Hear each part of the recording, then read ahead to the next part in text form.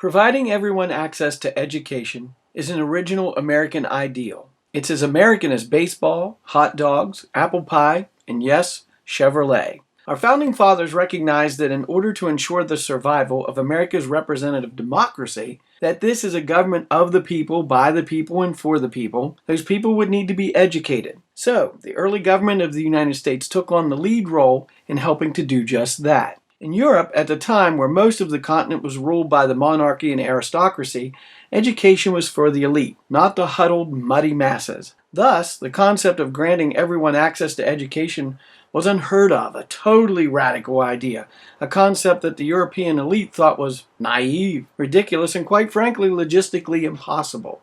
In fact, providing everyone access to education indeed does impose several challenges. The main barrier that seems to be the common denominator to these challenges is distance. Looking back over the last 200 years, we can begin to see how our founding fathers, technology, educational theorists, and a myriad of others have attempted to overcome the barrier of distance.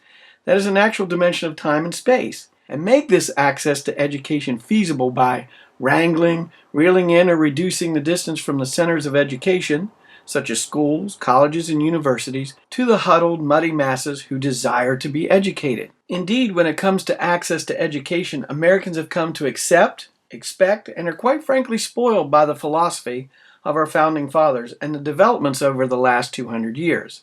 Looking back in American history, beginning in the 1700s, one can begin to see the connections and the efforts our founding fathers pursued in attempting to overcome the challenge of distance in education. The Northwest Ordinance and the Modified Northwest Ordinance of 1789 allowed for the creation of the Northwest Territory, the first organized territory of the newly formed United States. The ordinance set the criteria for how territories or colonies would become states. What it also included was an adoption of a free, open educational system that was government supported. The government mandated that a portion of a township would sell land to make that area available for a school in the hopes that both education and literacy would be increased, thus assuring the democratic experiment our founding fathers set in motion would not fail. Other historical milestones included the Common School, which began in Massachusetts during the 1820s, which focused on the development of elementary schools. In addition, mandatory education came into existence. Now, children were required to go to school, usually up to the 8th grade. Also catching on, about the same time, was the Lyceum movement.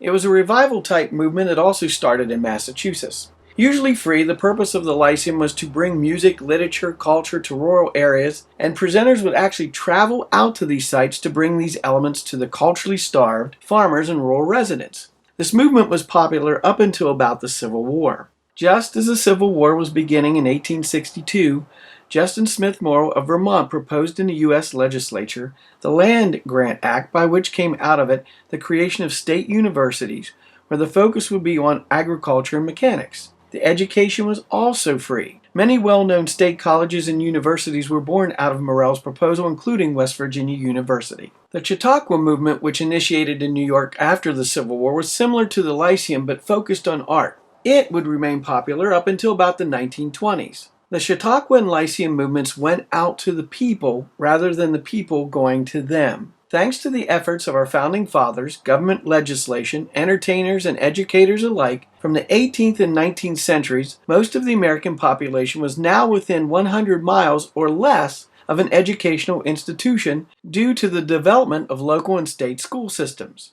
Europe did not have this type of system because most centers of education grew up around medieval monasteries and still only catered to the elite. In the 1880s, railroads and telegraph came into play and made getting to locations of these schools quicker. Distance is being overcome. By the time the 20th century began, America was beginning to enter into an era of mass communications, and thus the communication revolution began. Enter the telephone, the radio, the movies. In addition to the historical precedents, these technologies began to radically change the philosophy and methods by which education and the barrier of distance had been dealt with in the previous 1.5 centuries.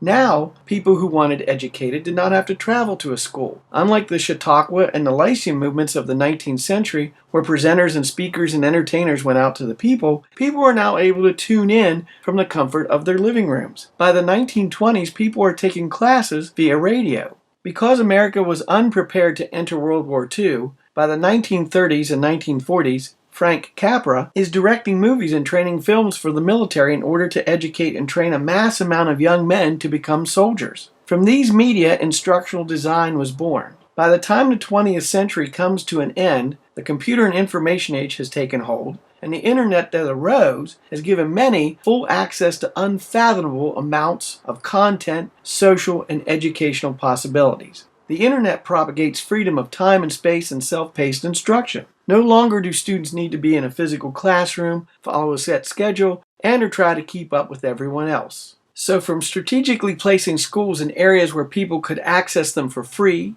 to using available technology in order to broadcast education to the masses, the barrier of distance is all but removed. But the question began to circulate among educators and scholars: does all this technology really work with helping to educate the masses? The philosophy of free access to education was now thoroughly ingrained in our American psyche. Technology had also caught on. So starting in the 1950s with the work of B.F. Skinner, now enter the science. The study and research to take a step back and see if this form of delivery of education actually works. And if so, can we improve on it? Researchers began to ask, how are we as Americans engaged in education using these various forms of technology? How are we participating? How are we cognitively invested? What are the strengths and weaknesses of educating from a distance, and can we build on the strengths and improve on the weaknesses? Distance education is all about overcoming distance and time, and the technology and the current technologies available to overcome or suspend these issues. Thus, through science and research, there are various or different theories that have developed about this topic. Professor Emeritus of Distance Education Methodology,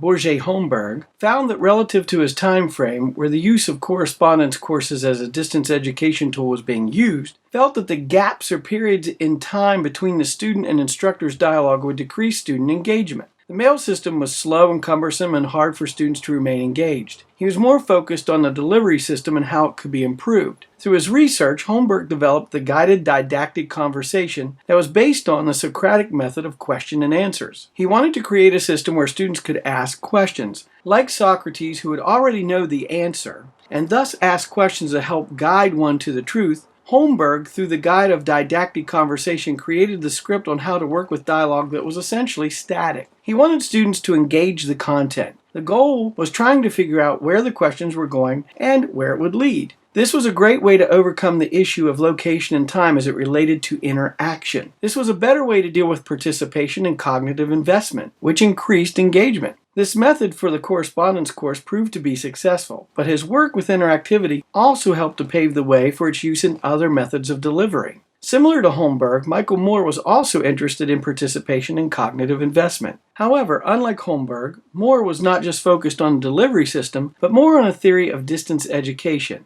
Thus, he developed the theory of transactional distance. Moore believed that participation is related to the distance of engagement. Distance is not typically based on location. The student could be in the same room but not be participating. He asked, how do you get students involved and engaged in what they are doing? How can we get students to invest cognitively? He concluded that this becomes a matter of sequencing and pacing. Moore also felt that assessment equated to the transaction in terms of the engagement. Moore theorized that using the transaction or assessment could help overcome that distance. And as mentioned, distance can happen anywhere. It's more about the content distance. Moore noted if you can increase engagement, that will help decrease transactional distance. The variety of activities will then engage students to create more of a cognitive investment in a way that interests the student. Assessment could be a way to measure that investment. Thus, both Holmberg and Moore attempted to increase engagement and have students invest cognitively. So looking to the future, Americans will continue to embrace the technologies that allow them to access education they have come to expect. These technologies may even present a false perception that the instructor or teacher will be replaced by these technologies, as more users will gain their education on their own terms, accessing the content they want to review when they want it.